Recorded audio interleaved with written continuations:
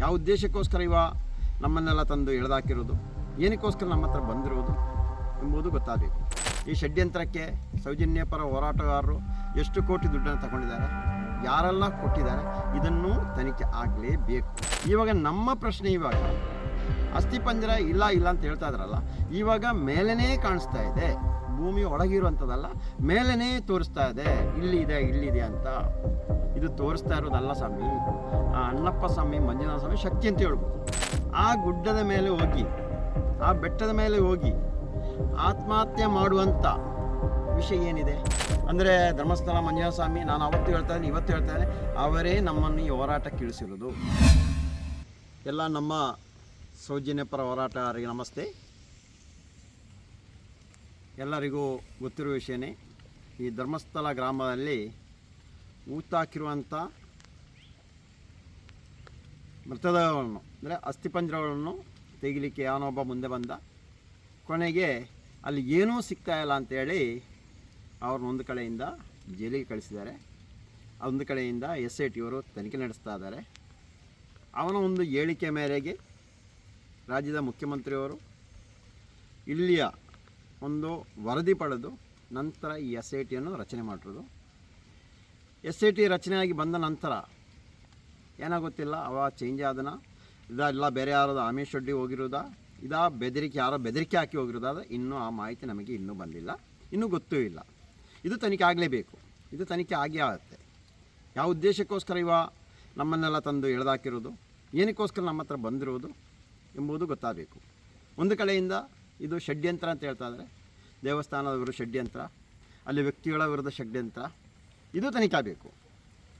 ಈ ಷಡ್ಯಂತ್ರಕ್ಕೆ ಸೌಜನ್ಯ ಪರ ಹೋರಾಟಗಾರರು ಎಷ್ಟು ಕೋಟಿ ದುಡ್ಡನ್ನು ತಗೊಂಡಿದ್ದಾರೆ, ಯಾರೆಲ್ಲ ಕೊಟ್ಟಿದ್ದಾರೆ, ಇದನ್ನು ತನಿಖೆ ಆಗಲೇಬೇಕು. ಪರಿಶುದ್ಧ ನಂದಿನಿ ಹಾಲಿನಿಂದ ತಯಾರಿಸಿದ ನೈಜ ನಂದಿನಿ ಐಸ್ ಕ್ರೀಮ್ಸ್.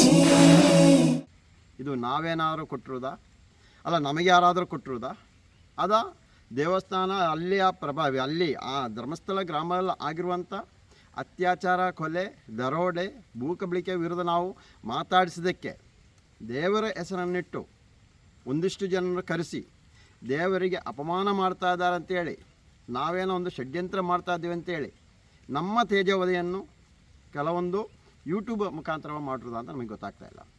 ಪ್ರತಿಯೊಂದನ್ನು ತನಿಖೆ ಆಗಲೇಬೇಕು, ಹಾಗೇ ಆಗುತ್ತೆ. ನಾವಿವಾಗಲೇ ನಮ್ಮನ್ನು SIT ಅವರು ತನಿಖೆ ಮಾಡಿದ್ದಾರೆ. ಆ ರೀತಿಯಲ್ಲಿ ತನಿಖೆ ಮಾಡುವಾಗ ಪ್ರತಿಯೊಂದು ಸತ್ಯವು ಹೊರಗೆ ಬಂದೇ ಬರುತ್ತೆ. ಅದಕ್ಕೆ ನಾವು ಕಾಯ್ತಾ ಇದ್ದೀವಿ. ಈ ಮಧ್ಯದಲ್ಲಿ ಸೌಜನ್ಯ ಮಾವ ಏನು ಧರ್ಮಸ್ಥಳ ಗ್ರಾಮದ ನೇತ್ರಾವತಿ ನದಿಯ ಪಕ್ಕದಲ್ಲಿರುವಂಥ ಬಂಗ್ಲಗುಡ್ಡೆ, ಈ ಒಂದು ಗುಡ್ಡೆಗೆ ಮಾಜರಿ ಕರ್ಕೊಂಡು ಹೋಗೋ ದಾರಿಯಲ್ಲಿ ಫಸ್ಟಿಗೆ ಮೇಲಾಧಿಕಾರಿಯವರಿಗೆ ಒಂದು 2 ಬುರುಡೆ ಮತ್ತು ಅದರ ಅಸ್ಥಿಪಂಜರವನ್ನು ತೋರಿಸ್ತಾರೆ. 2ನೇ ಸಾರಿ ಕರ್ಕೊಂಡು ಹೋದರು. ಆವಾಗ ಬರುವಾಗ ಅಲ್ಲಿಂದ ತಿರ್ಗಾ ರಿಟರ್ನ್ ಏನೋ SIT ಕಚೇರಿ ಕಡೆ ಬರುವಾಗ ತಿರ್ಗಾ ಒಂದು 5-6 ಅಸ್ಥಿಪಂಜರ ಬಿದ್ದುದನ್ನು ತೋರಿಸಿದ್ದಾರೆ. ಇವಾಗ ನಮ್ಮ ಪ್ರಶ್ನೆ ಅಸ್ಥಿಪಂಜರ ಇಲ್ಲ ಅಂತ ಹೇಳ್ತಾ ಇದ್ರಲ್ಲ, ಇವಾಗ ಮೇಲೇ ಕಾಣಿಸ್ತಾ ಇದೆ, ಭೂಮಿ ಒಳಗಿರುವಂಥದ್ದಲ್ಲ, ಮೇಲೇ ತೋರಿಸ್ತಾ ಇದೆ, ಇಲ್ಲಿದೆ ಅಂತ. ಇದು ತೋರಿಸ್ತಾ ಇರೋದಲ್ಲ ಸ್ವಾಮಿ, ಆ ಅಣ್ಣಪ್ಪ ಸ್ವಾಮಿ, ಮಂಜುನಾಥ ಸ್ವಾಮಿ ಶಕ್ತಿ ಅಂತ ಹೇಳ್ಬೋದು, ಬೇರೆ ಏನಲ್ಲ. ಅವರೇ ತೋರಿಸ್ತಾ ಇರೋದನ್ನಲ್ಲ. ಯಾವುದೋ ಒಂದು ಬುರುಡೆ ತಗೊಂಡಿದ್ದೀವಿ ಅಂತ ಹೇಳ್ತಾ ಇದ್ದಾರೆ, ತರಿಸ್ತೀವಿ ಅಂತ ಹೇಳ್ತಾ ಇದ್ದಾರೆ. ಇದೆಲ್ಲ ತಂದಿರೋದು ಎಲ್ಲ ಮೇಲೆ ಕೂಡ ಭಗವಂತನೇ ಮಾಡಿಸಿರೋದು, ಯಾರು ಬೇಕಂತ ಮಾಡಿರೋದು ಅಲ್ಲ. ಇವಾಗ ನಾವು ಕೇಳ್ತಾ ಇರೋದು, ನನ್ನದೊಂದು ಪ್ರಶ್ನೆ ಅಂದರೆ, ಆ ಗುಡ್ಡ ಅಂದರೆ ತುಂಬ ಹೈಟ್ ಇದೆ, ಎತ್ತರಕ್ಕೆ ಹತ್ತಿ ಹೋಗಬೇಕು. ಆ ಗುಡ್ಡದ ಮೇಲೆ ಹೋಗಿ, ಆ ಬೆಟ್ಟದ ಮೇಲೆ ಹೋಗಿ ಆತ್ಮಹತ್ಯೆ ಮಾಡುವಂಥ ವಿಷಯ ಏನಿದೆ? ಇಲ್ಲ ಆತ್ಮಹತ್ಯೆ ಮಾಡುವವರು ನಾನು ಇದರ ಮೇಲೇ ಹೋಗಿ ಆತ್ಮಹತ್ಯೆ ಮಾಡಬೇಕಂತಾನೆ ಇದೆಯಾ? ಇಲ್ಲ ಆತ್ಮಹತ್ಯೆ ಮಾಡಲಿಕ್ಕೋಸ್ಕರ ಅಲ್ಲಿ ಹೋಗ್ಬೋದು, ನಿಮಗೆ ಶಾಂತಿ ಸಿಗುತ್ತೆ, ಇಲ್ಲಿ ಬಂದು ಆತ್ಮಹತ್ಯೆ ಮಾಡಿದರೆ ನಿಮ್ಮ ಆತ್ಮ ಸ್ವರ್ಗಕ್ಕೆ ಹೋಗ್ತಾ ಅಂತ ಏನಾದ್ರು ಬೋರ್ಡ್ ಹಾಕಿದ್ದಾರೆ ಅಲ್ಲಿ? ಮೂರನೇ ಪ್ರಶ್ನೆ ಅಂತ ಹೇಳಿದರೆ, ಸರಿ ಇವಾಗ ಅವ ಬಂದಿರೋದು ಯಾರು? ಆ ಭೀಮಾ ಅಂತೇಳಿ ಯಾರೊಬ್ಬ ಬಂದ, ನಮಗೇನೋ ಕೊಲೆ ಮಾಡಿ ಕೊಡ್ತಾ ಇದ್ದ, ಇಲ್ಲ ಅತ್ಯಾಚಾರ ಮಾಡಿ ಯಾರೋ ಕೊಡ್ತಾಯಿದ್ರು, ಅದನ್ನು ತಂದು ನಾನು ಹೂತಾಕ್ತಾ ಇದ್ದೇನೆ ಅಂತ ಒಂದು ಹೇಳಿಕೆಯನ್ನು ಹೇಳಿದ್ದಾರೆ. ಕೆಲವೊಂದು ವಿಡಿಯೋಲಿ ಬರ್ತಾ ಇದೆ. ನಾನು ಕೇಳ್ತಾ ಇರೋದು, ಆ ಥರ ಏನಾದರೂ ಇವರಿಗೆ ಏನಾದರೂ ಕೊಲೆ ಮಾಡಿ ಕೊಟ್ಟಿದ್ದಾರೆ, ಅದನ್ನು ಇಷ್ಟು ತುಂಬ ಹೈಟ್ ಮೇಲೆ ತಗೊಂಡೋಗಿ ಹಾಕ್ಬೇಕಂತ ಏನೋ ಹೇಳ್ತಾ ಇದ್ರಾ? ಅದ್ರ ಉದ್ದೇಶ ಏನಾಗಿರ್ಬೋದು? ಇನ್ನೊಂದು ಪ್ರಶ್ನೆ ಕೇಳ್ತಾ ಇರೋದು, ಆತ್ಮಹತ್ಯೆ ಮಾಡುವವರು ಏನು 2 ಮೃತದೇಹ ಅಂತ, ಏನು ಒಟ್ಟಿಗೆ ಆತ್ಮಹತ್ಯೆ ಮಾಡಿದಾರಾ? ಒಟ್ಟಿಗೆ ಆತ್ಮಹತ್ಯೆ ಮಾಡಿದಾರಾ? ಇಲ್ಲ ಈ ಕಡೆ ಇನ್ನೊಂದು 5 ಇದೆ ಅಂತ ಹೇಳಿದಾರೆ, ಇದು 5 ಒಟ್ಟಿಗೆ ಆತ್ಮಹತ್ಯೆ ಮಾಡಿರೋದಾ? ಇನ್ನೊಂದು ಪ್ರಶ್ನೆ ಕಾಡ್ತಾ ಇರೋದು, ಇವಾಗ ಅಲ್ಲಿ ಮಡಿಕೆ ವಾಮಾಚಾರ ಮಾಡುವಂಥ ಮಡಿಕೆಗಳಿತ್ತಂತ. ಆ ಮಡಿಕೆ ತರೋ ಉದ್ದೇಶ ಏನು? ಇದು ಯಾರು ತಂದಿರೋದು? ಇದು ಯಾರಾದರೂ ಇದರ ಹಿಂದೆ ಯಾರೋ ಒಬ್ಬರು ಇಲ್ಲದೆ ಈ ಕೆಲಸ ಎಲ್ಲ ಮಾಡಲ್ಲ. ನಾನು ಒಂದು 8 ತಿಂಗಳ ಹಿಂದೆ ಒಂದು ವಿಡಿಯೋ ಮಾಡಿದೆ. ನಾನು ಇಲ್ಲಿ ವಾಮಾಚಾರ ನಡೀತಾ ಇದೆ, ಅದರಿಂದ ಇವರಿಗೆ ಅಭಿವೃದ್ಧಿ ಮಾಡಲಿಕ್ಕೋಸ್ಕರ ಈ ರೀತಿಯನ್ನು ಮಾಡ್ತಾ ಇದ್ದಾರೆ ಎಂಬುದನ್ನೊಂದು ಮಾಡಿದ್ದೀನಿ ನಾನು. ಅದು ನಮಗೆ ಹಿರಿಯರು ಮತ್ತು ಅಲ್ಲಿ ಸ್ಥಳೀಯರು ಹೇಳಿದ ಪ್ರಕಾರವಾಗಿ ನಾನು ಹೇಳಿರೋದು. ಏನು ಬಾಯಿ ಬಂದಂಗೆ ನಾವು ಮಾತಾಡಲಿಕ್ಕೆ ಹೋಗಿಲ್ಲ. ಆಗಿರೋ ಘಟನೆ ಹೌದು, ಆದರೆ ಇವರು ಸಾಕ್ಷಿ ಸಮೇತ ಇಲ್ಲದೆ ನಾಶ ಮಾಡ್ತಾ ಇರುವವರು ಆ ಗ್ರಾಮದಲ್ಲಿ ಯಾರೋ ಇದ್ದಾರೆ. ನಿಮಗೆಲ್ಲ ನೋಡ್ಬೋದು, ನಿಮಗೆ ಗೊತ್ತಿದೆ ಇಲ್ಲ ಒಂದು ಗೊತ್ತಿಲ್ಲ. ಅಂದರೆ ಧರ್ಮಸ್ಥಳ ಮಂಜುನಾಥ ಸ್ವಾಮಿ, ನಾನು ಅವತ್ತು ಹೇಳ್ತಾ ಇದ್ದೀನಿ, ಇವತ್ತು ಹೇಳ್ತಾ ಇದ್ದೀನಿ, ಅವರೇ ನಮ್ಮನ್ನು ಈ ಹೋರಾಟಕ್ಕೆ ಇಳಿಸಿರೋದು. ಇಂಥ ಒಂದು ಹೋರಾಟಕ್ಕೆ ನಾವು ಬರುವಂಥ ದೊಡ್ಡ ವ್ಯಕ್ತಿ ಏನಲ್ಲ, ಎಲ್ಲ ದೊಡ್ಡ ದುಡ್ಡಿಂದಲ್ಲಿ ಮಾಡ್ಕೊಂಡಿರುವವರಲ್ಲ. ನಾವು ಆರ್ಥಿಕವಾಗಿ ದೊಡ್ಡದಾಗಿ ಬೆಳೆದು ನಿಂತವರಲ್ಲ. ಆದರೆ ಸಾಮಾಜಿಕವಾಗಿ ನೈತಿಕವಾಗಿ ಒಂದು ಹೋರಾಟ ಮಾಡ್ತಾಯಿದ್ದೀನಿ, ಸತ್ಯಪರವಾಗಿ ಹೋರಾಟ ಮಾಡ್ತಾಯಿದ್ದೀನಿ. ಧರ್ಮ ಉಳಿಬೇಕು, ಅಧರ್ಮ ಯಾರು ಅಧರ್ಮದಲ್ಲಿ ಬದುಕ್ತೆ ಅವ್ರು ನಾಶ ಆಗಬೇಕು, ಇದು ಉದ್ದೇಶದ ಹೋರಾಟ ಮಾಡ್ತಾಯಿದ್ದೀವಿ. ಆ ಒಂದು ದೇಹವಾಕ್ಯ ಇದ್ದಕ್ಕೆ ಇವತ್ತು ಈ ಒಂದು ಹೋರಾಟಕ್ಕೆ ಕೈ ಜೋಡಿಸಲು ನನಗೆ ಆಗಿರೋದು ಅಂತೇಳಿ ಹೇಳ್ತಾ ಇದ್ದೆ. ನಾನು ಆ ಮಂಜುನಾಥ ಸ್ವಾಮಿಯೇ ಅಣ್ಣಪ್ಪ ಸ್ವಾಮಿಯೇ ನಾನು ಇಳಿಸಿರೋದು ಅಂತ ಹೇಳ್ತಾ ಇದ್ದೆ. ಇಷ್ಟು ದೊಡ್ಡ ಶಕ್ತಿಯಲ್ಲಿರುವಾಗ ಇನ್ನೊಂದು ಪ್ರಶ್ನೆ ಕೇಳ್ತಾ ಇರೋದು, 2 ತಿಂಗಳಿಂದ ಧರ್ಮಸ್ಥಳ ಒಂದು ದೇವಸ್ಥಾನ ಮುಂದೆ ದೊಡ್ಡ ಛತ್ರ ಥರ ಇದೆ ಅಂತ, ಅಲ್ಲಿ ಪೂಜೆ ಆಗ್ತಾಯಿದೆ. 2 ತಿಂಗಳದ ಪೂಜೆ ಆಗ್ತಾಯಿದೆ. SIT ಬರೋ ಮುಂಚೆನೇ ಪೂಜೆ ಆಗ್ತಾಯಿತ್ತು. SP ದೂರು ಕೊಡ್ತಾ ಇದ್ದೀವಿ ಅಂತ ಗೊತ್ತಾದ ಅವತ್ತಿನಲ್ಲೇ ಪೂಜಾ ಕಾರ್ಯಕ್ರಮ ನಡೀತೀವಿ, ಇವತ್ತು ನಡೀತಾ ಇದೆ. ಅದು ಪೂಜೆ ಮಾಡ್ತಾ ಇರೋರು ಇಲ್ಲಿಯ ಕರ್ನಾಟಕ ರಾಜ್ಯದ ಪುರೋಹಿತರು ಯಾರಲ್ಲ, ಇದನ್ನು ತಿಳ್ಕೊಳ್ಳಿ ನೀವು. ಕೇರಳ ರಾಜ್ಯದಿಂದ ತರಿಸಿ ಪೂಜೆ ಮಾಡ್ತಾ ಇದ್ದಾರೆ. ಇವರು ಯಾರು? ಇವರ ಉದ್ದೇಶ ಏನು?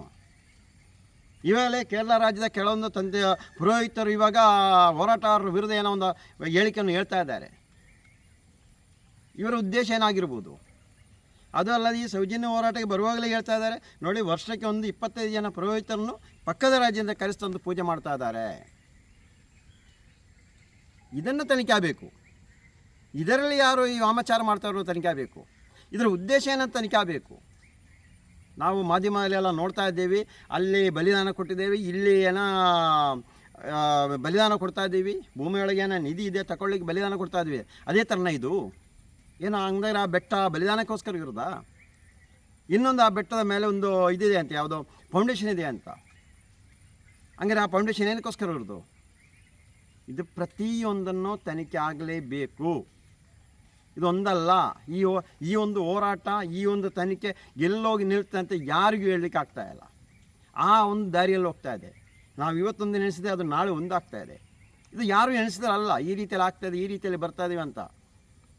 ಆ ಶಕ್ತಿಯೇ ಏನೋ ಧರ್ಮಸ್ಥಳ ಮಂಜುನಾಥ ಶಕ್ತಿ, ಅಣ್ಣಪ್ಪನ ಶಕ್ತಿ ಇದೆ, ಅದೇ ಇದು ತಂದಾಗ್ತಾ ಇರೋದು. ಸತ್ಯ ಸಾಯಲ್ಲ, ಸತ್ಯ ಇವತ್ತಾಳ ನಾಳೆ ಹೊರಗೆ ಬಂದೇ ಬರುತ್ತೆ. ಒಂದಿಷ್ಟು ದಿನ ನಮಗೆ ಒಂದಿಷ್ಟು ಅಂದರೆ ಮಾನಸಿಕವಾಗಿ ತೊಂದರೆ ಕೊಡೋ ರೀತಿಯಲ್ಲಿ ನೋಡ್ರು. ಆದರೆ ಯಾವುದೇ ರೀತಿಯಲ್ಲಿ ನಮಗೆ ಮಾನಸಿಕವಾಗಿ SIT ಇರೋ ತೊಂದರೆಯನ್ನು ಕೊಟ್ಟಿಲ್ಲ. ನಾವು ಹೇಳಿದ್ವಲ್ಲ, ಒಳ್ಳೆ ರೀತಿಯಲ್ಲಿ ತನಿಖೆ ಮಾಡ್ತಾ ಇದ್ದಾರೆ. ಅವರಿಗೆ ನಾವು ತಪ್ಪಿದ್ದರೆ, ಏನಾದರೂ ಕಾನೂನು ಅರಿವಿಲ್ಲದೆ ಏನಾಗಿದ್ದರೆ ಅದನ್ನೇ ಹೇಳ್ತಾ ಇದ್ದೀವಿ ನಾವು. ಅದರೊತ್ತು ಬೇಕಂತ ಇಲ್ಲಾರೆ ದೇವಸ್ಥಾನ ತೇಜೋವಧೆ ಮಾಡಲಿಕ್ಕೆ, ಇನ್ನೊಂದು ವ್ಯಕ್ತಿ ತೇಜೋವಧೆ ಮಾಡಲಿಕ್ಕೆ ನಾವು ಯಾವುದೇ ಕೆಲಸವನ್ನು ಇಂದಿನ ತನಕ ಮಾಡಿಲ್ಲ. ಯಾರಿಲ್ಲ ₹1 ನಾವು ಈಸ್ಕೊಂಡಿಲ್ಲ. ಅದು ಮಾತ್ರ ನಿಮಗೆಲ್ಲರಿಗೂ ನಾವು ಹೇಳ್ತೀವಿ. ಸತ್ಯ ಹೊರಗೆ ಬರಲಿ.